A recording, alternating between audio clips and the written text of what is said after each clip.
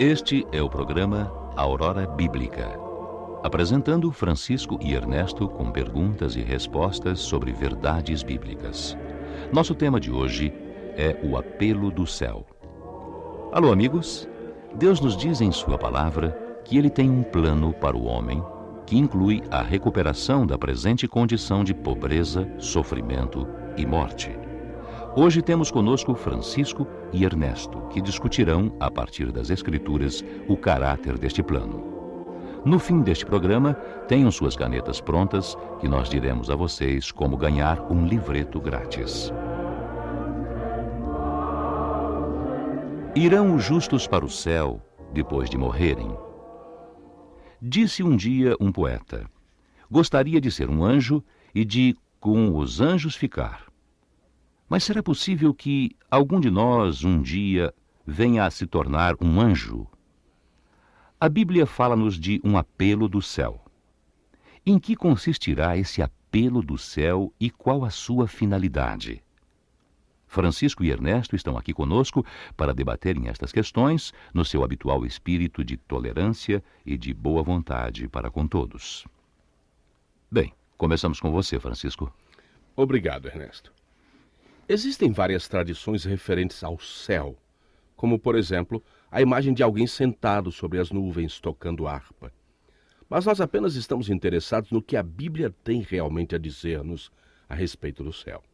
As tradições poderão ter o seu lugar, mas frequentemente elas tendem a obscurecer a verdade da Bíblia, privando-a da sua autenticidade e beleza. Não acha, Ernesto? Eu concordo contigo, mas, por outro lado, a Bíblia fala efetivamente do céu, não é verdade? Sim, Ernesto, é verdade. Mas há também muitas tradições relativas ao céu que não são mencionadas na Bíblia. Por exemplo, admite-se geralmente que todos os membros da raça humana que conseguirem a salvação irão passar a eternidade no céu. Ora, isto não é verdade.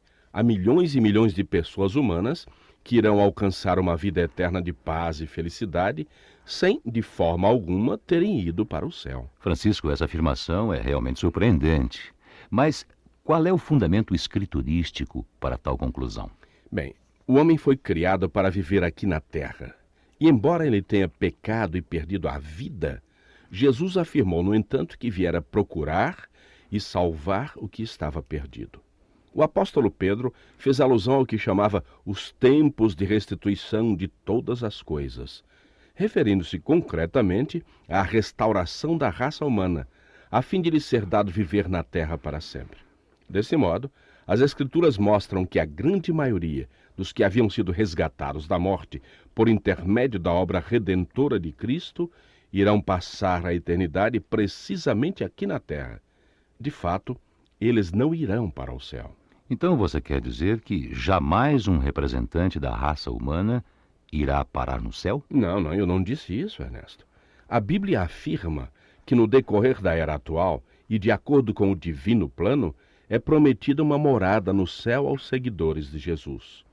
Paulo fala deles como sendo os beneficiários de um especial apelo ou chamamento celeste. Estará isso relacionado com o que Jesus disse aos discípulos sobre a existência de muitas moradas na casa de seu Pai e que iria ele à frente, a fim de lá preparar um lugar para eles? Sim, podemos falar disto como sendo uma das promessas celestes feitas aos seguidores de Jesus. Mas, Francisco, o que quer dizer das muitas moradas? Irá cada um dos cristãos ocupar individualmente uma destas moradas? Não. Os cristãos, quer tomados individualmente, quer como um grupo coletivo, não irão possuir nenhuma das muitas moradas de que Jesus falava. Ele não prometeu nenhuma destas muitas moradas aos seus discípulos. Bom, eu tenho aqui o texto comigo. Vem no capítulo 14 de João, versículos 2, 3, que passo a ler. Aqui diz o seguinte: na casa de meu Pai há muitas moradas. Se assim não fora, eu vô-lo teria dito. Vou preparar-vos um lugar. E quando eu for e vos tiver preparado um lugar, então voltarei e vos receberei para mim, para que onde eu esteja, aí estejais vós também. Você reparou, Ernesto, que Jesus disse aos discípulos haver muitas moradas na casa do Pai. Mas mesmo assim, ele iria à frente, a fim de lhes preparar um lugar. Se os discípulos estivessem destinados a herdar as moradas que havia já preparadas na casa do Pai, por que seria necessário que Jesus fosse à frente para lhes preparar um lugar? Parece que não. Mas, Francisco, o que eram essas muitas moradas a que Jesus se referia? E o que é que queria Jesus dizer com a expressão casa de meu Pai? A casa do Pai a que Jesus se referia é, sem dúvida, o universo inteiro, propriedade de Deus. Na criação de Deus há muitas moradas, isto é, lugares de residência ou esferas de vida, embora não saibamos quantas possam ser. O mesmo se verifica aqui na Terra, onde existem diferentes níveis de vida, a começar pelas formas inferiores dos moluscos e subindo na escala até chegar ao homem. Assim, a Bíblia mostra-nos que acima do homem e para além do alcance da vista e do ouvido humanos, existem outras esferas ou níveis de vida ainda mais elevados e mais perfeitos. A Bíblia fala dos anjos como seres pertencentes aos níveis superiores, além de vários outros. Bom, então seria apropriado falar de moradas angélicas? Penso que sim. E julgo que poderíamos falar também de morada humana ou terrestre. A morada terrestre encontra-se atualmente em mau estado de conservação. Mas, quando se completar o plano divino de restauração, no termo dos 1000 anos do reinado de Cristo, então essa morada se transformará numa morada maravilhosa. E devemos sentirmos muito gratos por isso, não acha? Por conseguinte, a sua ideia é que os seguidores de Jesus, os seus verdadeiros discípulos, serão transferidos para moradas angélicas, tornando-se anjos também, não é assim? Não, de forma alguma. Não era essa a minha ideia. Isso não nos é ensinado na Bíblia. Se você se lembra, Jesus disse que iria à frente preparar um lugar para os discípulos. A Bíblia refere-se a isso como tratando-se de uma nova criação.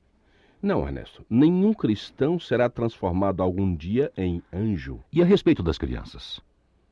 Sabe que é corrente representar as criancinhas que morrem como transformando-se em anjos. Sim, eu conheço essa tradição referente às crianças que morrem, mas a Bíblia não justifica tal crença. Mas não foi Jesus que disse, deixai vir a mim as criancinhas e não as proibais, pois delas é o reino dos céus. De fato, Jesus usou essa expressão, mas também foi ele que disse aos discípulos, se não vos tornardes como as criancinhas, não entrareis no reino dos céus. Jesus queria ensinar aos discípulos que, para se qualificarem a reinar com ele no seu futuro reino, eles deveriam tornar-se sinceros, humildes e receptivos, tal como as criancinhas. Francisco, existe alguma diferença entre céu e reino dos céus? Sim, existe sim, Ernesto. E uma grande diferença. O reino dos céus é esse governo messiânico da promessa à escala mundial, do qual Jesus é o chefe e governador supremo. É chamado Reino dos Céus porque foi estabelecido pelo poder e autoridade do Deus do céu e também porque os seus governantes, constituídos pelo próprio Cristo, coadjuvado pelos seus seguidores, todos eles estão sublimados a uma natureza espiritual ou celeste. Poder-se então dizer que o céu é um lugar, uma espécie de residência, por assim dizer? Sim, julgo que se poderia falar de céu nesses termos. O Senhor diz na Bíblia, o céu é o meu trono. Há ainda outras passagens a indicar que, em algum lugar no centro desse universo, estará localizado o trono da divina autoridade, o que é costume designar-se pela palavra céu.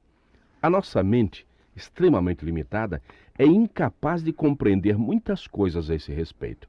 Mas, nestes dias de viagens espaciais, já com expedições realizadas até a Lua e outras projetadas para Marte e outros planetas, impressiona-nos profundamente o fato de existirem certas realidades por esse universo afora, muito para além da Lua e de Marte, por exemplo. E em vista de uma tal e tão vasta variedade de mundos, na ordem dos bilhões e bilhões, impossíveis de contar, seria irracional supor que todos esses mundos terão começado a existir por mero acaso, sem terem sido o produto de uma inteligência orientadora. Mas Francisco, voltando ao caso das criancinhas que morrem, você afirmou que Jesus pretendia apenas servir-se das qualidades das criancinhas inocentes para ensinar aos discípulos uma lição de humildade quando disse: "Deixai vir a mim as criancinhas, pois delas é o reino dos céus." Mas não será verdade que Deus tomou as devidas providências para garantir a futura felicidade daqueles que tiverem morrido ainda na infância? Isso é muito verdade, Ernesto. No decorrer desses 1000 anos do reinado de Cristo, todos os que tiverem morrido, incluindo as crianças, serão acordados do sono da morte, sendo-lhes então proporcionada uma oportunidade de poderem obedecer às leis do reino, passando assim a viver para sempre. No capítulo 31 de Jeremias, encontramos uma maravilhosa promessa que se aplica especialmente às crianças. A uma mãe que lamentava a morte de seus filhos, foi feita a seguinte promessa, Ernesto: reprime o teu choro e as lágrimas dos teus olhos, porque há recompensa para as tuas obras, diz o Senhor, pois os teus filhos voltarão da terra do inimigo. A terra do inimigo, tal como eu entendo, será o estado ou condição de morte, não é assim? Sim, sim. A Bíblia descreve a morte como um inimigo, nunca como um amigo.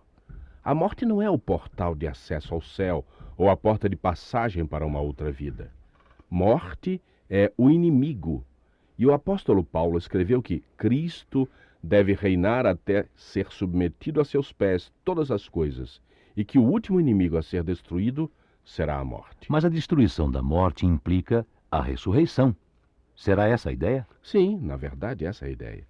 Isso significa o despertar de todos os que estiverem dormindo o sono da morte. As crianças, os jovens, as pessoas de meia idade e, naturalmente, os idosos. Este grandioso projeto de restauração processar-se-á no decorrer dos 1000 anos do reinado de Cristo, até que todos os que tiverem morrido, incluindo o próprio Adão, tenham sido despertados do sono da morte e lhes tenha sido proporcionada uma oportunidade para provarem que se tornaram merecedores da vida eterna. Encomende já o referido livreto, que lhe será enviado grátis e livre de encargos, se escrever para Francisco e Ernesto. Caixa Postal 60, Estação Geral dos Correios, Cidade de Nova Iorque, 10116, Estados Unidos. Vou repetir. Francisco e Ernesto. Frank and Ernest. P.O. Box 60, New York, New York. Código postal 10116, USA. Volta a escutar-nos na próxima semana, neste mesmo dia e à mesma hora, e traga consigo os seus amigos, e que Deus a todos abençoe.